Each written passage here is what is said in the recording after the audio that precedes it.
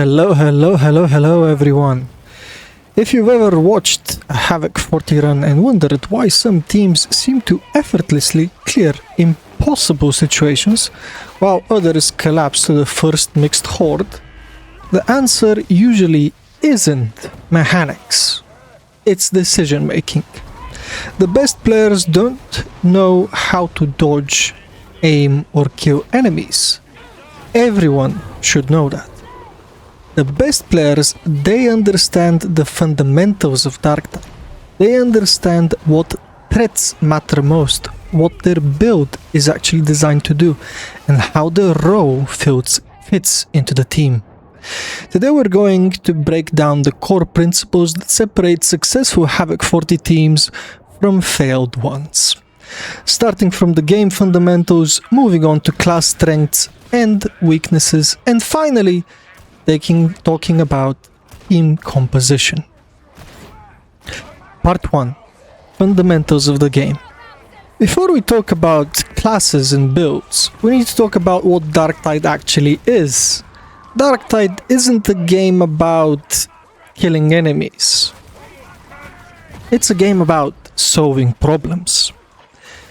Every enemy type creates a different problem that your team must answer correctly. The better you understand those problems, the better your decisions become. Now, the game throws at you different situations. First of all, you have elites spawned in rooms across the whole map. One of the biggest mistakes players make is treating every room like it's an empty space. Elite packs are often hidden behind doors, corners, stairways, and elevation changes. The experienced players assume danger exists until proven otherwise. Before entering a room, ask yourself, what happens if there are 6 crushers inside? What happens if there are 3 reapers and 2 gunners waiting inside? What is my escape route? The difference between a clean run and a wipe is often made before the room is entered. Elite packs punish greed and fast play. Good players clear rooms deliberately and professionally. Bad players sprint into them, pull mobs that they can't handle themselves, and put their whole team in danger as a result. Infected and groaners. Now this part, many players underestimate basic enemies because individually they're weak, but this is a mistake. Groaners and infected are the foundation of every wipe. Why? Because they steal your attention. Every swing you spend clearing trash is a swing you're not spending on a crusher. Every dodge you use avoiding on a groaner is a dodge unavailable for a mutant. Weak enemies create pressure. Pressure creates mistakes. And mistakes kill teams. Elite players respect trash mobs because they understand their true purpose. They are a distraction. They are designed to hold down the classes that are weak in melee. They are designed to restrict your movement and repositioning ability. They are there to make elite and boss fighting extremely hard. When in reality, without these trash mobs, elites and bosses are actually very simple and easy to deal with. And this is where mixed hordes come in. The mixed horde part are where Havoc truly begins. A mixed horde isn't dangerous because of the horde itself. It's dangerous because it hides higher priority targets. Imagine a wall of trash mobs, 3 maulers inside, 2 crushers, a flamer, a trapper, a bomber, all arriving simultaneously. The challenge isn't killing enemies, the challenge is identifying and finding the correct target first and managing to reach him through the wall of trash mobs before he kills your team. Target prioritization becomes everything. Can your team remove the disabler before the disabler removes your frontline? Can someone kill the flamer who is hiding behind all the mobs? Or who is sneaking up behind you while you're trying to clear the trash mobs? Can the front line survive long enough? Mixed hordes are the ultimate test of team composition. Bosses. Bosses is the part most players think bosses are damage checks. In reality, they are survival checks. Bosses become dangerous because they consume resources. They consume space on the map, they consume ammo in order to be dealt with fastly, they consume cooldowns from abilities, and they consume your attention. While the team focuses on the boss, everything else becomes harder to manage.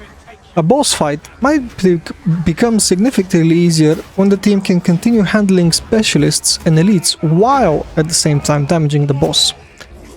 The strongest boss killer on the team is often not the player dealing the most damage. It's the player creating the safest environment for everyone else. Because if your veteran can't shoot at the boss and throw his grenades, due to being held down by trash mobs, specialists and elites, then even if he has the best build to kill the boss, he simply can't. He is rendered useless because his team forgot to support him in doing his job. Time to kill, or TTK in short. One of the most important concepts in Havoc is TTK. Time to kill means how quickly your team can remove a threat, or you as an individual. A crusher who is alive for 10 seconds is far more dangerous than a crusher who is alive for 2 seconds. Same applies to every other mob: bombers, gunners, reapers, trappers, mutants, everything. Elite players constantly evaluate TTK. That's how I also build all my builds. I literally spend hours in the Psychanium, or whatever the training ground is called, and constantly check if I add this one talent point, this one blessing, will my time to kill shorten by one melee attack, by one bullet, or will it not? If it doesn't, then can I spend that talent point on utility rather than the damage? And stuff like that.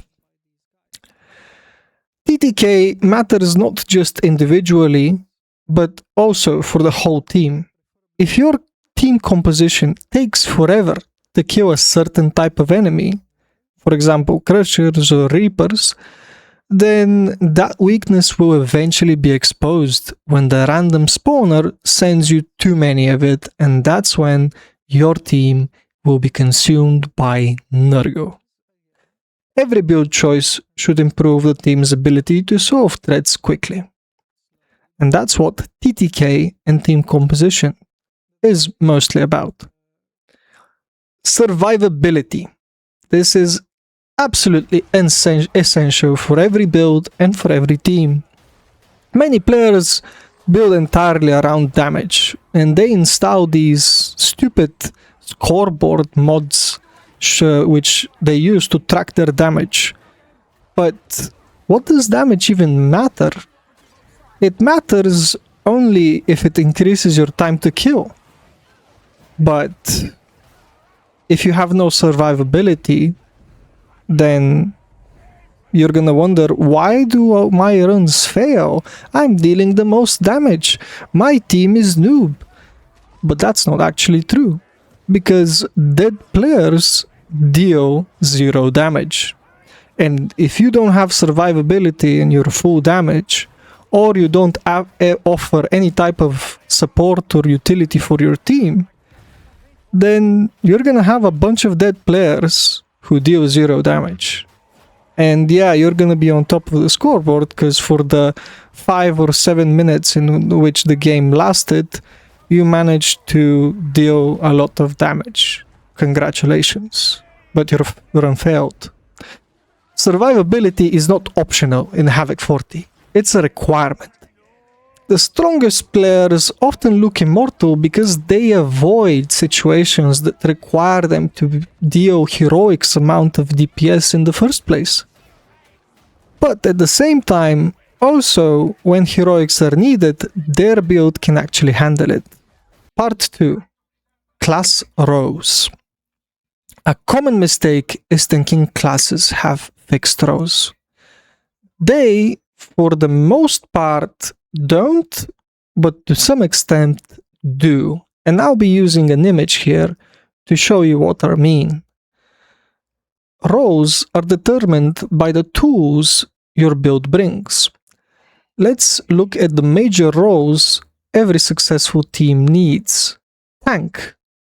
The tank controls space. A tank's job is not necessarily to absorb damage. A tank's job is to create safety. This includes holding choke points, controlling hordes, locking down high priority targets, protecting teammates from crushers and stuff like that, creating breathing room for your teammates to actually do their jobs as DPSs. Without a tank, pressure accumulates rapidly. The next row is boss deleter. Every team benefits from someone capable of deleting bosses quickly. The longer a boss survives, the more opportunities there are for mistakes. Boss deleters reduce the duration of the encounter with the boss, and less duration means less risk, less mistakes. Simple as that. Mixed horde fighters. This row dominates the most common threat in Havoc. The mixed horde fighter can simultaneously clear trash, control and kill elites, maintain his and his teammates' survivability, fight under pressure.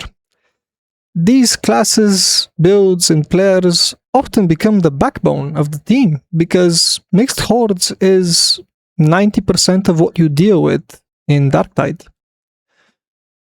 Utility. Utility builds, classes, and players make everyone stronger. You gotta love them. They're great. They provide crowd control, revives, stagger, buffs, debuffs, specialists removal, information, protection from ranged, protection from melee, protection from bosses. All in all, utility amplifies everyone, and everyone should love utility players. Part 3. Strengths and weaknesses of every class. Now here is where the image I talked about is gonna come in play, and I'll show you exactly in which roles each class can fit in depending on their build. Now, let's discuss each class, starting with the Zealot, my favorite. Zealot is one of the 3 very flexible classes in Darktide. Strengths are his exceptional survivability, high mobility, strong melee dominance. He can rescue failing situations with Chorus, or delete bosses with Shroudfield Thunderhammer, or become an extremely efficient mixed horde fighter with Eviscerator and Fury of the Faithful. With Zealot builds, everything is a trade-off. He gains one thing, but loses another. That's the nature of Zealot. That's why the Chorus Tactical Axe build I gave you, in my opinion, is very OP, because it deals with all enemies and all situations very effectively. There is almost no trade-off in this build. The weakness of the class itself. It has limited ranged influence compared to the Veteran, can struggle against distant threats. Chorus build relies on your team to follow you and apply damage or complete objectives in the brief Chorus window of opportunity that you provide for them. Shroudfield build relies on your team to be able to tank and survive because you are constantly aggro dumping on them when you become stealthed. Fury of the Faithful build has an extremely high skill requirement to be played. Ogren. A great, very flexible, and a class I love. When an Ogren is performing well, the entire battlefield feels safer. The Ogren is the king of space control, with his shield taunt build, a powerful and efficient mixed horde and boss fighter, with his bull rush build, or a boss deleter and a mixed horde deleter with his gunlugger build. Weaknesses. Struggles with ranged engagements. less flexible movement. Next, the Arbeit. The Arbeit brings versatility and control. The Arbeit succeeds by enabling everyone else to do their job. He brings an insane amount of utility and mixed horde damage. Break the Line, Electro Mines, and Arbeit Grenades, all of these utilities are extremely strong at disabling enemies and clearing a path. Nuncio Aquila and his dog basically provide a fifth member on the team. Terminus Warrant with Castigator stance paired with a strong ranged weapon can decimate mixed hordes faster than you can blink. The weakness, he is the class that has the least amount of boss damage. Very, very low boss damage, and generally no way of solving that problem. Veterans. The Veteran remains the premier ranged specialist. His strengths are horde deleting, boss deleting, or extremely strong anti-range utility with his smoke grenades and ammo regeneration for the team. Weaknesses. Can easily become overwhelmed in melee, requires good team and individual positioning. Psyker. Psyker possesses some of the highest carry potential in the game due to the insane versatility of build and utility they can provide. The right Psyker build in a team comp carries the game. The wrong Psyker build in a team comp loses the game. Insane infinite ammo thanks to his staves make him extremely efficient fighter. Great mixed horde fighter with all of his staves except for the Electro staff, and he has consistent high damage output if he's running Scryer Gaze.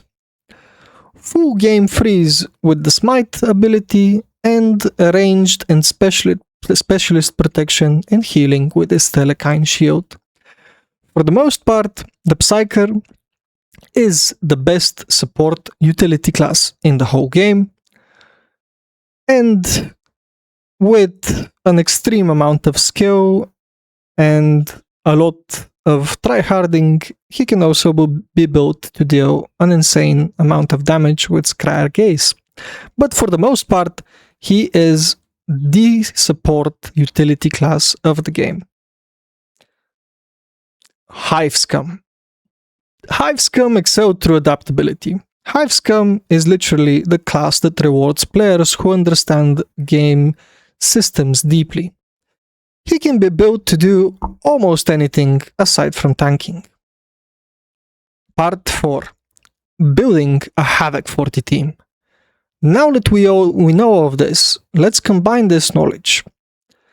First of all, builds and tools. The first question isn't what class am I playing?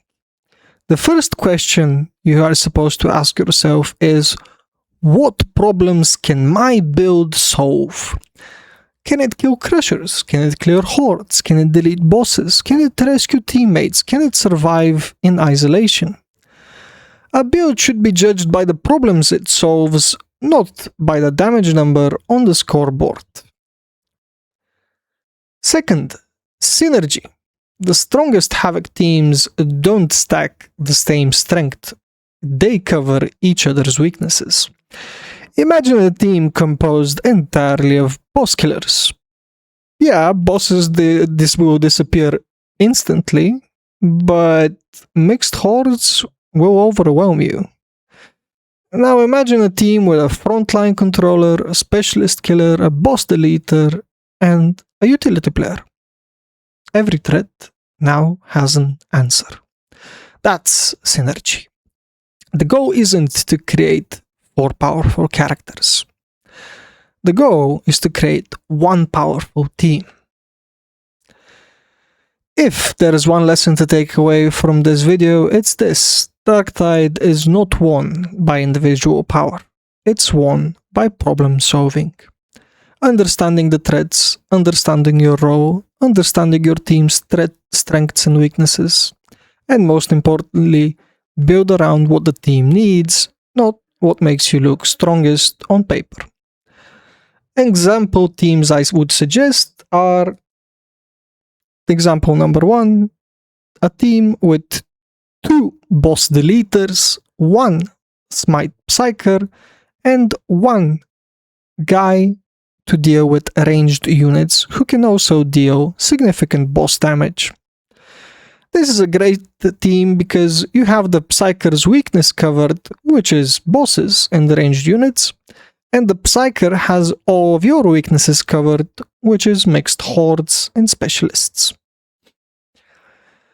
Example team number 2, with 2 classes that have high survivability and great mixed horde fighters, 1 Psyker or Vet with Telekine Shield or Smoke Grenade, and 1 Thunderhammer Zealot for bosses. Again, you have all the bases covered. Example number 3 is the classic we all know: Shield Taunt Ogren, Flame Staff Bubble Psyker, Chorus Zealot, Crack Grenade, Voice of Command Veteran. Try and think of team compositions yourself. These are just some examples. And post in the comments. I'd love to hear your creativity. Feel free to ask questions as well. This has been a long video, but those of you who lasted till the end are now equipped with the most important knowledge for Havoc.